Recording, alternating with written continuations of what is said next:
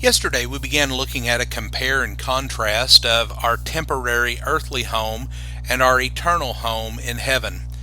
We acknowledged the fact that home is a place of comfort, it is a place of security, it is a place of love, and it is to be a place of family. And we acknowledged that our temporary home offers temporary and imperfect comfort. It provides temporary and imperfect security. And today we're going to pick up our lesson by taking a look at the fact that our earthly home is a place of temporary and imperfect love. As we noticed yesterday, love is commanded and taught. Husbands are taught to love their wives. Wives are commanded to love their husbands and children. But why does this need to be taught? It's because the love that exists in the home is often lacking or it fades over time. We live in a world today that is fraught with broken homes. Homes should be a place of love, but it is often temporary, and even under the best of circumstances, it is imperfect. Also, we see that our earthly home is made up of a temporary and imperfect family. Yes, family is valuable, yet loved ones will pass away. And inasmuch as it is appointed for men to die once, and after this comes the judgment, the writer of Hebrews tells us in Hebrews 9 and verse 27. Furthermore, our families are made up of fallible people. And this because of the universal problem of sin.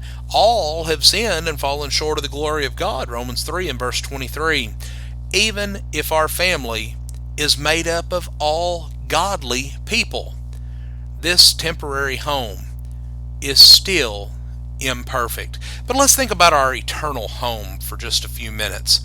Our eternal home offers eternal and perfect comfort.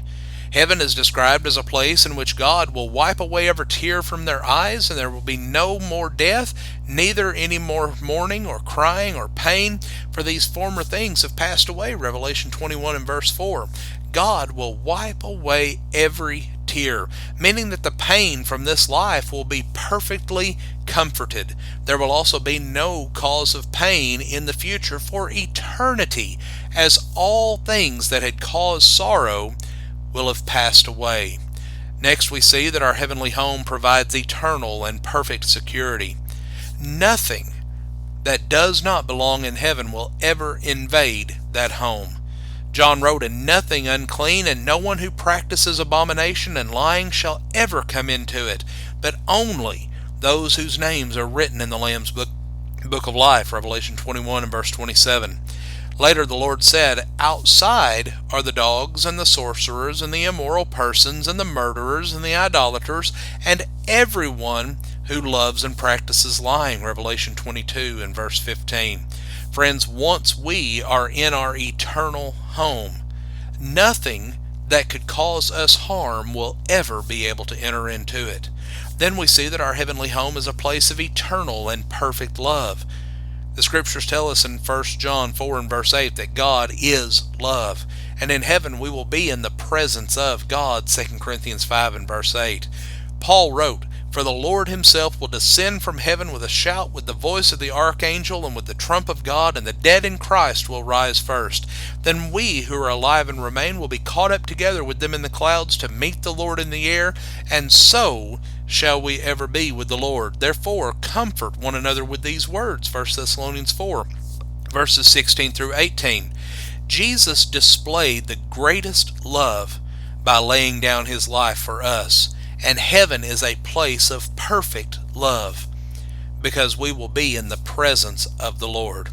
And then we see our heavenly home is made up of an eternal, perfect family. Jesus warned about the possibility that serving him would put us in opposition to our earthly families.